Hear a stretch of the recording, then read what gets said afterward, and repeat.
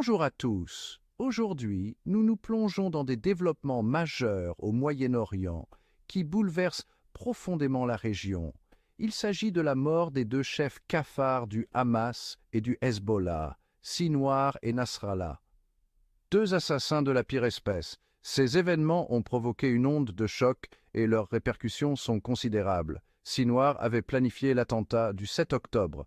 Sinwar, chef du Hamas à Gaza, a été éliminé par les forces israéliennes. Ce n'est pas seulement un coup dur pour le Hamas, mais aussi pour l'axe du mal iranien. Les experts estiment que la mort de Sinwar pourrait entraîner une grave instabilité au Moyen-Orient.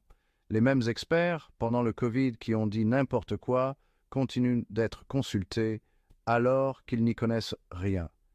La sphère politico-médiatique s'est rangée depuis bien longtemps dans le camp des terroristes du Hamas et du Hezbollah.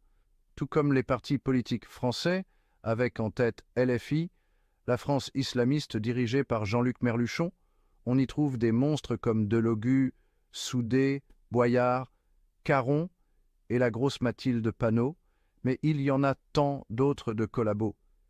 Israël a réussi ces dernières semaines à éliminer de la surface de la terre des tonnes de cafards du Hamas et du Hezbollah. Cela rend le monde meilleur, mais il reste encore beaucoup à faire, car les pondeuses travaillent à plein régime. Sinwar, un gros cafard parti trop tard, et Nasrallah, ce gros caca. Les prochains mois seront cruciaux pour observer la suite des opérations.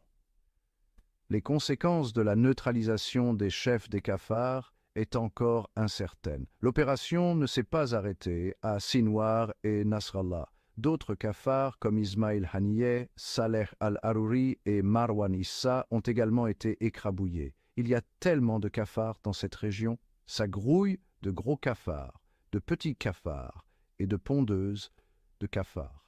La guerre que mène Israël est de salubrité universelle. Le monde entier devrait remercier Israël chaque jour pour sa force et son courage. La communauté internationale corrompue préfère se ranger dans le camp du mal comme à son habitude dans l'histoire. Avec la disparition de Sinwar et de Nasrallah, les deux groupes terroristes sont déstabilisés. Voilà pourquoi le président français demande un cessez-le-feu qui a pour but d'aider les cafards à se regrouper.